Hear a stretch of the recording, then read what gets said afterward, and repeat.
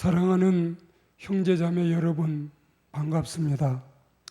그런데 성경에는 믿음과 구원에 관한 말씀보다 재정과 물질에 대한 말씀이 훨씬 더 많다는 사실은 무엇을 의미할까요?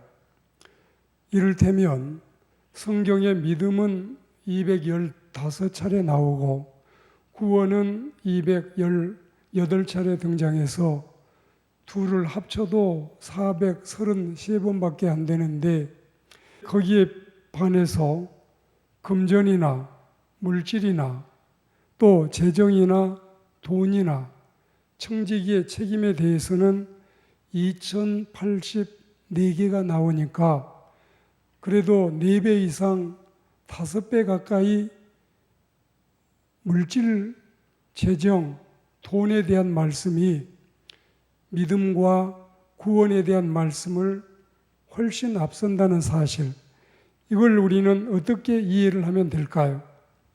이것은 물질이나 재정이 믿음과 구원보다 더 나아서가 아니고 믿음과 구원이 훨씬 중요하지만, 그러나 사람들의 실제 생활 속에서 듣고 적용해야 될 비중이 크다는 뜻으로 이해를 해야 되겠습니다. 그런 중에도 전편과 후편으로 누가복음과 사도행전을 기술한 하나님의 영감자 의사 누가는 그가 영감으로 기록한 누가복음을 통해서 인간이 재물을 바로 사용하고 또 사람이 자신의 소유를 선용함에 대한 교훈이 유난히 많습니다. 거기에 따라서 교육의 방법도 다양하고 또 모델로 등장하는 인물도 여럿입니다. 9장에 보면 전도자들아, 여행을 위해서 아무것도 가지지 말라. 지팡이, 스틱, 그리고 주머니, 지갑, 식량, 푸드, 돈, 카드, 두보롯, 패션, 이런 것들을 휴대하지 말라. 몸에 걸친 담버롯이 내게 족하고 배낭을 메지 않아도 된다는 하나님의 말씀입니다. 그리고 사람이 만일 온 천하를 얻고도, 이를테면 천하를 자기 소유로 삼았다고 치자. 그러고서도 자기 목숨을 잃어버린다면, 자신의 숨이 끊어지면 무슨 유익이 있겠느냐? 천금부려 열신이라. 천만금보다 식명이 중함을 가르칩니다. 그래서 이 누가복음 9장의 말씀을 계속 읽어보면 여우도 굴 있고 공중에 나는 날짐승 새들도 집이 있건만은 인자인 나는 머리 둘 곳이 없구나. 영등포 쪽방 하나, 서울역에 작은 벌집 하나도 없구나. 이게 주님의 말씀인데, 또 11장에 가면 우리에게 날마다 일용할 양식을 주옵소서, 이렇게 기도하라고 주님이 가르치십니다. 하루하루 먹고 사는 소박한 식탁과 청빈의 정신으로 걱정 없이 살라. 그리고 당신 이렇게 굴도 없고 집도 없다고 말씀하시면서 그래도 너희들은 나를 따르겠느냐? 돈보다 나를 더, 재물보다 나를 더 중히 여기고 내 교훈을 따르겠느냐? 이런 주님의 반문이십니다. 그리고 여기서 이제 우리가 누가복음 외의 말씀을 들어보자면, 디모데전서 6장 말씀에는 우리가 먹을 것과 입을 것이 있은즉 족하게 여기고 살자, 이런 말씀이 있고, 잠언 30장에는 나를 가난하게도 마옵시고 또 나를 부하게도 마옵소서, 오직 필요한 양식으로 나를 먹이시옵소서, 그렇게 했는데 다음 절에 그 이유가 분명히 나와 있어요. 왜 부하게 말라 했느냐? 너무 배불러서 하나님을 모른다, 대체 여호와가 누구냐 할까 해서 그렇게 했고, 너무 가난하지 않기를 원하는 것은 혹시 우리가 물질적으로 가난해서 도둑질을 하거나 하나님의 영광을 가림이 있어서는 안 되기 때문에 그런 기도를 드린 것입니다. 그리고 다시 누가복음 12장에 와서 하나님이 없는 부자야, 너 오늘 밤에 죽을 터인데 그러면 너 창고에 가득히 쌓아놓은 양식과 그리고 전대의 재물이 네 것이 되겠느냐? 그리고 삼가에서 모든 탐심을 물리치라. 사람의 생명이 소유가 많다고 다 되는 것이 아니다. 돈 때문에 착각하지 말아라. 이런 말씀이고, 그리고 이어서 너희 소유를 다 팔아 구제하여 떨어지지 않을 배낭을 만들라. 이게 하늘에 저축하는 보물이니 거기는 도둑도 손실도 없단다. 이렇게 가르치고 있습니다. 그리고 누가복음 14장에 가면 너희 중에 누구든지 자기의 소유를 버리지 아니하면 도저히 내 제자가 되지 못할 것이다.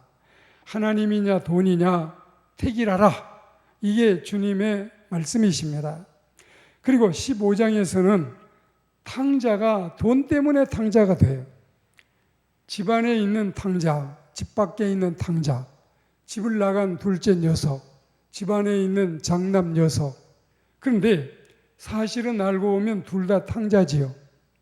큰아들도 돈 때문에 투정이고 둘째 아들도 돈 때문에 탕자가 되고, 그래서 오늘 우리는 이 누가복음 15장에서 중요한 사실을 천금불효일신으로 다시 배우게 됩니다. 그리고 16장에 가면 너희가 하나님과 재물을 겸하여 섬길 수 없다. 이렇게 주님이 말씀하시니까 돈을 사랑하는 바리새인들이 예수님을 비웃더라. 얼마나 돈을 사랑했으면 이런 은혜와 진리의 말씀을 비웃고 있을까요? 그리고 가난한 거지 나사로는 하나님의 은혜로 구원의 백성이 되어 천국에 이르고, 부자 영감은 너무 돈만 알다가 주님을 믿지 않았는지 지옥에 떨어지는 불행을 겪게 됩니다. 그리고 이어서 17장에 가면 돈하던 롯의 철을 잊지 말아야 된다는 교훈입니다. 18장에 가면 부자 청년은 자신의 재물을 팔아서 구제하라는 예수님의 말씀을 듣고 그 많은 돈 때문에 그 물질이 아까워서 슬픈 기색을 띠고 근심하며 주님 곁을 떠나갔다. 주님을 따르자니 돈이 울고 돈을 따르자니 그래도 들었던 말씀이 생각이 나서 이러기도 저러기도 어려워서 슬피 근심하는 모습을 드러냈던가 봅니다. 이제 19장에 가면 삭개오라는 특출한 결신자가 나오지요. 재물보다도 하나님을 더 사랑했던 그의 결단을 정말 높이 평가할 수 있고 참 귀한 모습인데, 그는 물질의 종이 되지 않고 하나님의 종, 주님의 제자가 됐습니다. 복을 받을 사람은, 신령한 사람은 이와 같이 타인과 다른 데가 있지요.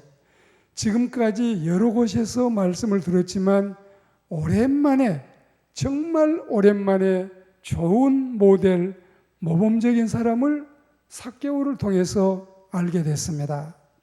누가복음 속에서 재정관이 바르고 예수님 말씀을 듣고 따르는 모범적인 사례가 여기였던 것입니다. 사실 세상적으로 보면 삭개오는 우리 예수님을 만나고 나서 가진 재산을 다 날렸으니 예수 믿고 쫄딱 망한 사람이 삭개오지요. 그러나 우리는 짐작할 때 그가 좋은 직장, 세무서장 직책까지 내려놓고 돈은 다 이제 남에게 주고 말았지만, 그거는 망한 것이 아니라 가장 지혜롭고 더 없이 복 있는 자가 된 것입니다. 히브리서 11장 말씀과 같이요, 모세가 하나님의 백성과 함께 고난받기를 잠시 죄악의 낙을 누리는 것보다 더 좋아하고, 그리고 그리스도를 위하여 받는 수모를 애굽의 모든 보화보다 더 큰 재물로 여겼으니 이는 상 주시는 하나님을 바라봄이라. 이 말씀을 우리 마음에 새겨야 되겠어요. 누가복음에서 탕자나 바리새인이나 롯의 처나 부자 청년이나 잠시 잠깐 세상 재물에 눈이 멀어 예수님의 지시를 잘 따르지 못했지만 슬기롭고 지혜로워서 우리 주님을 잘 따르는 사람들은 이들과는 전혀 다른 숭고하고 성스러운 세상길을 걸어갔지요. 우리는 당연히 구원받고 천국 가서 주님과 함께 영생을 누리고 하늘 보호를 누리고 또 주와 함께 왕노릇도 할 자들이기 때문에 우리는 정말 그들과는 완전히 구별돼야 되겠어요. 그들과 같은 부류가 된다면 감히 우리는 주님의 제자로 우리가 나설 수도 없고 인정받을 수도 없을 것입니다. 그리고 이제 20장에 가면 나라에 세금 바치는 것, 하나님의 것을 하나님께 드림에 대해서 교훈하시고 21장에서는 부자와 빈자의 연보 생활을 보시고서 이것은 결코 액수 문제가 아니라 정성이요 신앙심임을 말씀하고 계십니다. 이는 허탄한 데 재물을 쓰지 말고 선용하라는 이 재물에 대한 주님의 교훈이 되는 것입니다. 자, 이쯤에서 누가복음에 나타난 재정 문제 말씀을 살폈는데 진짜 여러분 마태, 마가, 요한 공동체에 비해서 누가 공동체가 이렇게 물질에 대한 교훈이 엄청 많다는 사실을 여러분이 이제는 새삼스럽게 깨닫고 알 수 있게 되었지요. 그래서 오늘 이를테면은 재정이 넉넉한 부자들이야 당연히 선행으로 살아야 되는데 그와 다른 형제와 자매들은 도리어 이런 선한 손길들로 붙어서 도움이 필요하고 또한 나눔이 필요하다는 뜻입니다. 아마 부자 한 명의 시혜자로 베푼다면 빈자 10명이 수혜자가 되고 그들에게 혜택이 돌아가는 세상이 돼야 이 세상이 사람 사는 세상이 될 것입니다. 만일에 세무서장 삭개오 씨의 재산이 5억이나 10억이었다면 요즘처럼 돈이 더 많이 불어나서 10억이나 50억이었다면 그 금전으로 여러 극빈 가정이나 빈민자들이나 독거 노인들이나 소년 소녀 가장들에게도 그리고 철거민이나 노숙자나 행여병자들에게도 도움이 돌아가고 혜택이 돌아가고 또 물질의 지원이 미쳤을 터이니 이 얼마나 복되고 아름다운 일입니까?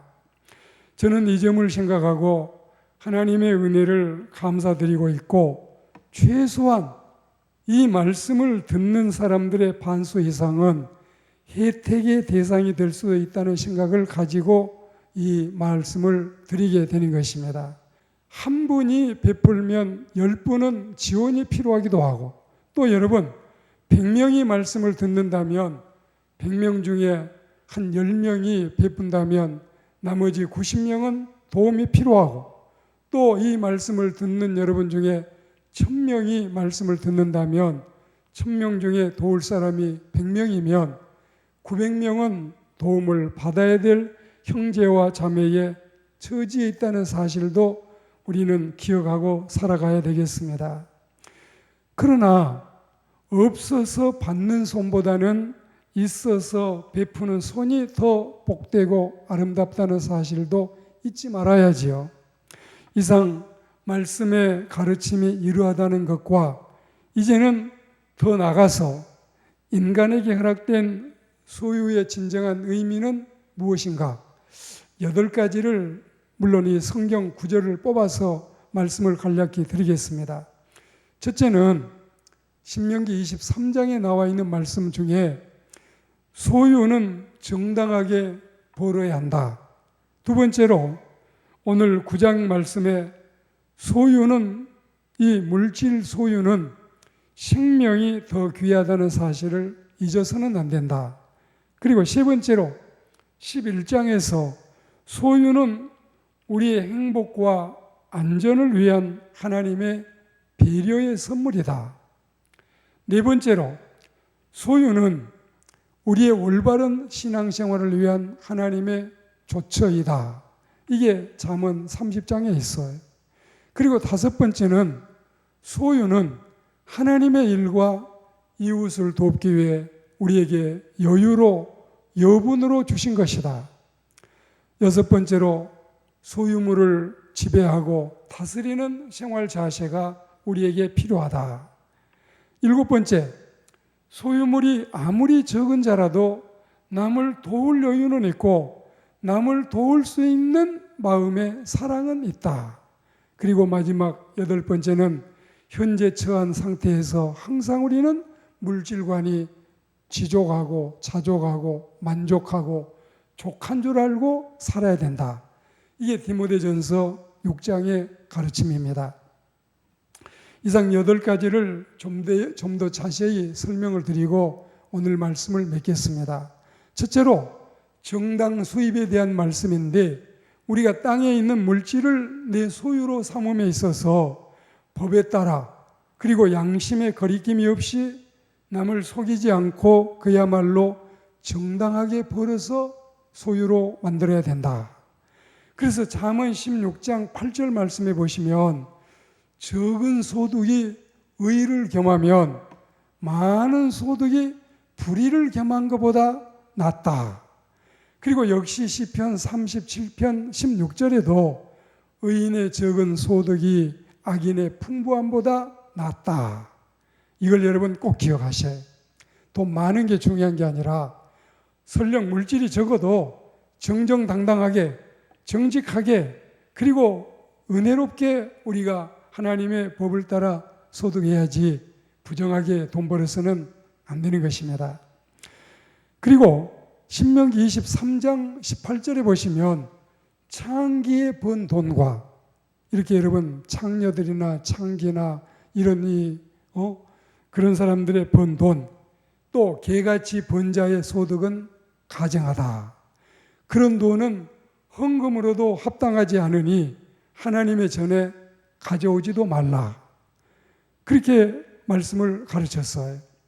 그리고 이제 생명 우선 사상인데 절대로 돈 많이 벌자고 자신의 건강을 해치거나 타인의 생명을 타격해서는 안 되는 것입니다. 또 이 안전생활에 관한 물질의 이 개념을 여러분 들어보셔요. 하나님은 우리가 진정한 안정생활 가운데서 행복하기를 바라시고 또한 이를 위해서 때를 따라 돕는 은혜를 베푸십니다. 내가 내 자신을 사랑하는 것보다도 하나님께서 우리를 더 사랑하시고 우리의 필요를 따라 채워주시는 분이 하나님이시다. 우리가 이 물질관을 가질 때 여러분, 물질을 너무 악하게 추하게 더럽게 참 이 세상에서 소유하면 안 되는 것으로 여기는 건 타당하지 않습니다. 물질은 선한 것이고 물질은 아름다운 것이고 물질은 좋은 것이고 물질이 여러분 귀하게 쓰일 수 있어요. 그러니까 물질을 더럽게 나쁘게 악하게 생각하지 마셔요. 물질을 여러분이 사랑해야 여러분들이 물질을 아껴야 그 물질이 또 다른 돈 친구들을 데리고 오지요. 물질을 잘 못 쓰니까 여러분 하나님 앞에 죄가 되고 부끄러움이 되는 겁니다. 여러분 자 보십시오. 잘만 쓰면 돈보다 좋은 게 없고 잘못 쓰면 돈보다 나쁜 게 없어요. 꼭 기억하셔요. 이 마음을 가지고 사셔요. 그래서 우리는 이런 의미에서 11장 11절 말씀에는 너희 중에 아비된 자로서 누가 아들이 생선을 달라는데 생선 대신에 뱀을 주겠느냐? 누가 아들이 알을 달라는데 정갈을 주겠느냐? 물론 본뜻은 물질보다도 비교할 수 없이 더 좋은 하나님의 선물, 성령을 선물로 주신다는 취지로 하신 말씀 중에 나왔지만 그러나 이것으로 비유를 드신 이상 이 점에 대한 교훈도 우리에게 적용시키고 계시는 것입니다. 그리고 이 신앙 안정, 자 12장 말씀인데 또 제자들에게 이르시되 그러므로 내가 너희에게 이르노니 너희 목숨을 위하여 뭘 먹을까 몸을 위하여 뭘 입을까 염려하지 말라 이렇게 말씀했는데 항상 하나님께 맡기고 믿음으로 살아가야 된다는 하나님의 이 신실하신 은총 이걸 기억하셔야 해요. 그리고 나눔과 베품인데 우리는 본문 말씀에서 가르치신 바를 기억하여 우리가 가진 것으로 하나님의 일을 하는데 기쁨으로 동참하고 이웃을 돕는 일에 즐거움으로 선행을 하고 또 우리의 소유를 팔아 구제하여 낡아지지 않는 배낭을 만들어 하늘에 쌓아두라. 이것이 큰 복이다. 감나무에서 감을 따도 항상 까치밥을 두어 개쯤은 남겨두었던 우리 선조들의 나눔에 익숙함을 배워야 되겠습니다. 하나님은 이렇게 이웃을 돕는 자에게 갚아주실 상을 예비하고 계십니다. 여러분, 신약시대에 오면은 신령한 복이 훨씬 더 앞서지만 그러나 이 구약시대를 보면은 하나님의 사람들은 다 하나님이 물질의 축복을 주셨고 다 돈이 많고 부자였어요. 우리는 세계 재벌 5대 재벌 중에 4사람이 또 한국도 마찬가지예요. 10대 재벌 중에 7, 8사람이 모두가 기독교 신자인 것은 부인할 수가 없습니다. 하나님은 돈 따로 구원 따로 하시는 것이 아니라 구원받은 자에게 물질도 주시고 또 물질을 풍부히 주시면 신앙생활을 안정적으로 바로 잘하라는 하나님의 배려요 하나님의 은혜로운 조처인 것입니다. 그리고 하나님은 우리에게 있는 것만 바라시지 없는 걸 바라지 않습니다. 우리는 다소라도 여유가 있을 때 이 돈을 어디에 맡기며 어떤 방법으로 불려나갈까 하고 행복한 고민에 빠지기 쉽습니다. 그리고 적금을 부을까, 기회를 들까, 투자를 할까 계획을 합니다. 좋아요. 문화생활이나 노후 준비하고 안정도 필요하겠지요. 그래도 땅에 돈을 묻을 때 하늘에도 어느 정도는 보내는 지혜를 여러분이 터득하셔야 해요. 그럴 만한 믿음이 없습니까? 그렇다면 땅에 200만 원을 묻을 때 하늘에 여러분 최소한 2만 원이라도 좀 보낼 수 있는 믿음을 좀 키워나가셔야 해요. 나중에 보면 알겠지만 이게 진정한 부자 되는 은총이에요. 얼마 전에 세상을 떠난 이건희 회장이 저승에 도착하자 먼저 와 있던 정주영 회장이 반겨 맞으면서 말하기를 이건희 회장 자네 혹시 가진 돈 있으면 100만 원만 빌려주게 이렇게 말하니까 이건희 회장이 주머니를 뒤져본 뒤에 돈이 없어서 안 된다고 하자 그때 정주영 회장이 하는 말이 자네도 빈손으로 왔는가? 나도 빈손으로 왔는데 여러분 한국의 재벌의 대명사인 삼성그룹과 현대그룹의 두 회장이 저승길을 갔습니다. 허럽게 웃는 정주영 회장의 모습 속에 우리는 아무것도 가져갈 수 없고 보내놓고 갈 수는 있다는 사실을 배워야 되겠습니다. 소유에 대한 의미를 말씀드렸는데 사람들은 모두가 부자 되기를 바라고 원하고 소망하고 있습니다. 그러면 하나님이 부자를 지켜주시면 그 돈 가지고 죄 짓는 데 쓰겠습니까? 선하게 살겠습니까? 안정된 신앙생활 가운데 많은 선행을 하고 학교도 짓고 양로원이나 고아원도 짓고 교회도 짓고 해외에 샘물도 파주고 그리고 여러분 나무도 심어주고 그리고 병원도 세워주고 이런 선행을 할 수 있는 진정한 하늘의 부자들이 되기를 주의 이름으로 축복합니다.